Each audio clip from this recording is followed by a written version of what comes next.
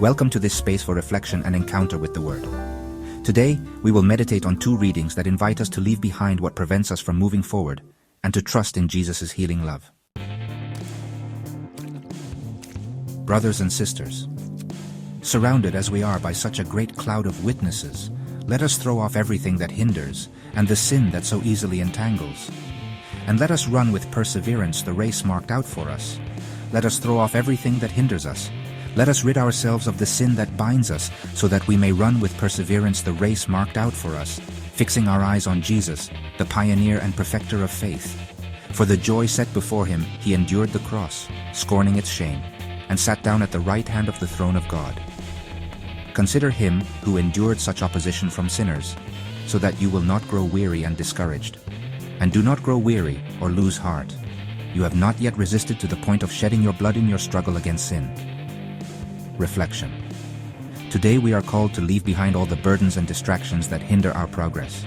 By looking to Jesus, we discover the strength to run the race of faith with perseverance, knowing that he understands our struggles and offers us an example of surrender and overcoming.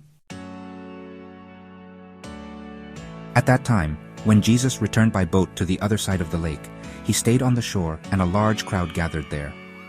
Then one of the synagogue leaders, named Jairus, came forward. Seeing Jesus, he fell at his feet and pleaded earnestly, "My daughter is dying. Come and place your hands on her so that she will be healed and live."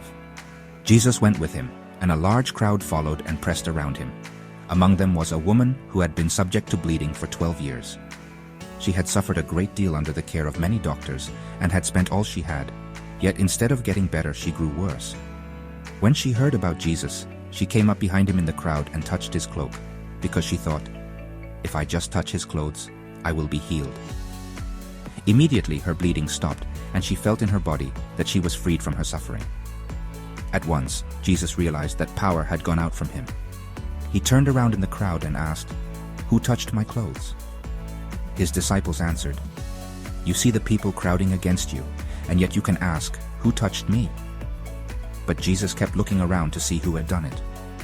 Then the woman, knowing what had happened to her, came and fell at his feet, and trembling with fear, told him the whole truth.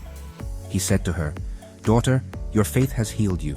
Go in peace and be freed from your suffering." While Jesus was still speaking, some men came from the house of the synagogue leader and said, "Your daughter is dead. Why bother the teacher anymore?" Overhearing what they said, Jesus told him, "Don't be afraid, just believe." He did not let anyone follow him except Peter, James, and John, the brother of James. When they came to the house of the synagogue leader, Jesus saw a commotion, with people crying and wailing loudly. He went in and said to them, "Why all this commotion and wailing? The child is not dead but asleep." But they laughed at him. After he put them all out, he took the child's father and mother and the disciples who were with him, and went in where the child was. He took her by the hand and said to her, "Talitha kum," which means, "Little girl, I say to you, get up." Immediately the girl stood up and began to walk around. She was 12 years old. At this they were completely astonished. He gave strict orders not to let anyone know about this, and told them to give her something to eat. Reflection. In this passage, we see the power of faith and the unconditional love of Jesus that overcomes every barrier. Jairus came to him with the urgency of pain, and a woman, amidst so much suffering, found in Jesus the certainty of healing. Faith transformed the impossible into life, reminding us that no suffering is beyond the reach of Christ's healing power. Let us learn this.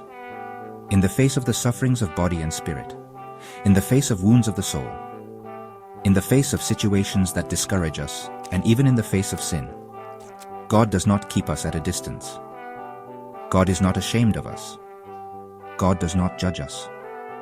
On the contrary, he comes close to let himself be touched and to touch us, and always raises us from death.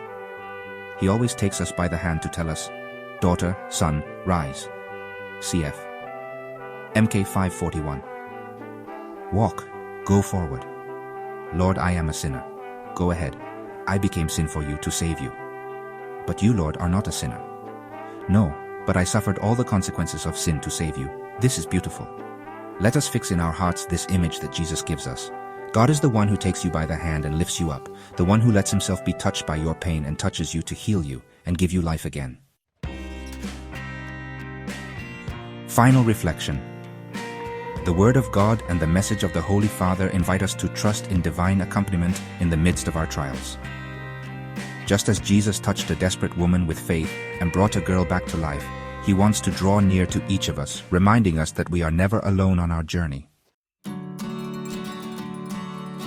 May these readings and words encourage us to leave behind what is holding us back and to always look to Jesus, an inexhaustible source of faith and hope. Let us meditate on His teachings and allow His grace to strengthen us each day. Have a day filled with faith, love, and transformation.